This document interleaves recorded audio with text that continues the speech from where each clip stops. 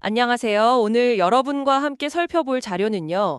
초기 기독교 교회가 겪었던 시련, 그리고 그 속에서 드러나는 믿음의 본질에 대한 한 유튜브 설교 녹취록입니다. 네, 흥미로운 주제죠. 핵심 질문은 이거 같아요. 이 자료에 따르면 왜 그 극심한 시련이 믿음을 무너뜨리는 게 아니라 오히려 더 순수하게 만든다고 할까요? 그렇죠.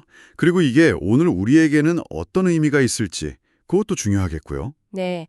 이 설교는 특히 야고보 같은 지도자를 잃고 또다시 율법주의, 그러니까 어떤 규칙이나 의식 중심으로 돌아가려는 유혹, 이런 압박에 시달렸던 초기 유대 기독교인들의 상황을 배경으로 하고 있어요. 그 저자 아마 바울이나 히브리서 저자로 추정되는데 그 상황을 정말 안타까워했다고 전해지죠. 당시 기독교인들이 받았던 압박, 정말 상상 이상이었어요. 자료를 보면요, 이게 단순한 비난 수준이 아니라 정말 목숨을 위협하는 그런 거였죠. 네, 구체적인 사례들도 언급되던데요. 맞아요. 성찬식을 식인 풍습으로 오해하고 형제자매 이렇게 부르는 걸 근친상간으로 몰아가고 심지어 유아 세례나 할례를 영아 살해 제의로 봤다는 그런 기록도 나와요. 정말 심각한 오해들이네요. 그렇죠. 게다가 황제 숭배를 거부하고 군 복무나 공공축제에 참여하지 않으니까 이건 반사회적이다, 반역적이다 이렇게 몰려서 사회에서 완전히 배척당할 위기였던 거예요. 맞아요. 그런 극심한 압박이 왜 생겼는지 이 자료가 그 이유를 좀 명확히 짚어주는 것 같아요. 어떤 점일까요? 기독교가 처음에는 유대교의 한 분파처럼 여겨져서 로마로부터 어느 정도 보호를 받았는데 점점 유대교와 분리되면서 그 보호막을 잃었거든요. 아, 그렇군요. 네. 그리고 동시에 로마의 다신교나 황제 숭배, 이런 사회 질서에는 정면으로 도전하는 것처럼 보였던 거죠. 그러니 유대교 지도자들에게는 이단으로 찍히고 그렇죠. 그리고 로마 당국에는 불충하고 심지어 신을 믿지 않는 무신론적인 위험 집단으로 보였던 거예요. 양쪽에서 적대시된 거죠. 정말 사면초가였네요. 네. 그래서 자료에 따르면 당시 교회 지도자가 된다는 건 거의 순교를 각오하는 길이었다 이렇게까지 이야기해요. 그런데 여기서 정말 흥미로운, 뭐랄까 좀 역살적인 주장이 나오잖아요. 네, 그 부분이 핵심이죠. 시련은 믿음을 시들게 하지 않고 순결하게 한다.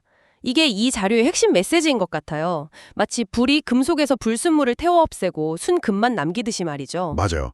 외부의 고난이 오히려 내가 이걸 왜 믿고 있지? 이런 근본적인 질문을 던지게 만들어서 믿음을 더 깊고 단단하게 만든다는 거죠. 퇴보를 막는다는 거예요. 정년의 과정이군요. 그렇죠. 그럼 왜 어떤 사람들은 그 시련 속에서 흔들렸을까요? 이 자료는 그 이유를 단순히 박해가 고통스러워서만은 아니라고 봐요. 아, 그래요? 다른 이유가 있다는 건가요? 네. 더 근본적으로는 믿음에 대한 깊은 이해가 부족했기 때문이라고 설명해요.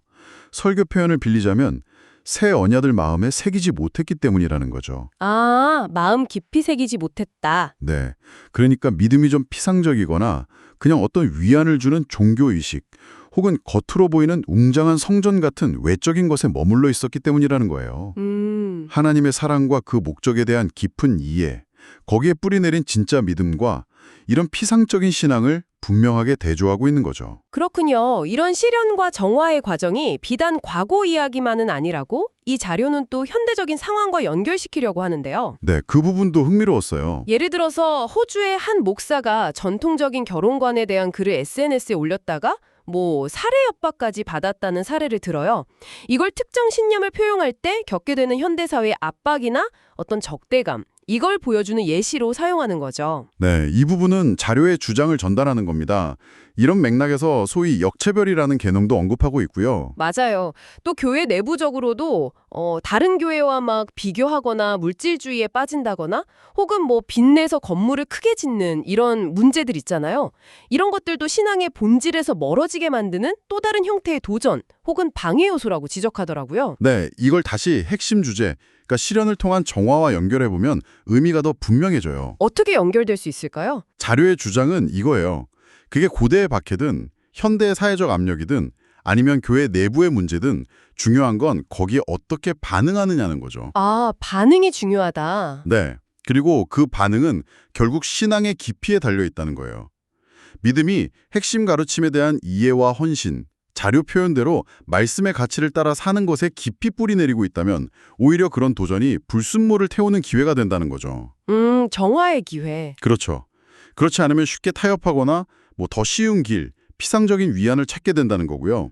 아이 몸에 묻은 것을 깨끗이 씻겨서 집에 들이는 비유도 나오는데 이게 다양한 가치가 혼재하는 세상에서 진리를 분별하고 핵심을 지키는 것, 그 중요성을 강조하는 맥락에서 쓰였어요. 더 순수해지는 것이지 그냥 편안함 속에서 유지되거나 어떤 외적인 행위로만 증명되는 게 아니다. 뭐 이런 거네요. 맞습니다.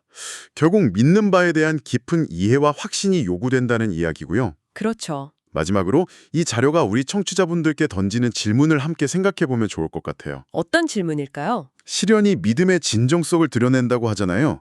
여러분이 지금 각자 겪고 있는 도전들, 그게 외부의 압력이든 뭐 내면의 고민이든 그 속에서 어떤 불순물이 사라지고 있다고 느끼시는지, 또 어떤 핵심적인 확신이 남거나 새롭게 필요해지고 있다고 생각하시는지, 어쩌면 그 어려움에 직면하는 것이야말로 여러분이 정말로 중요하게 여기는 가치를 더 선명하게 볼 수 있는 기회가 아닐까 한번 생각해 보시면 좋겠습니다.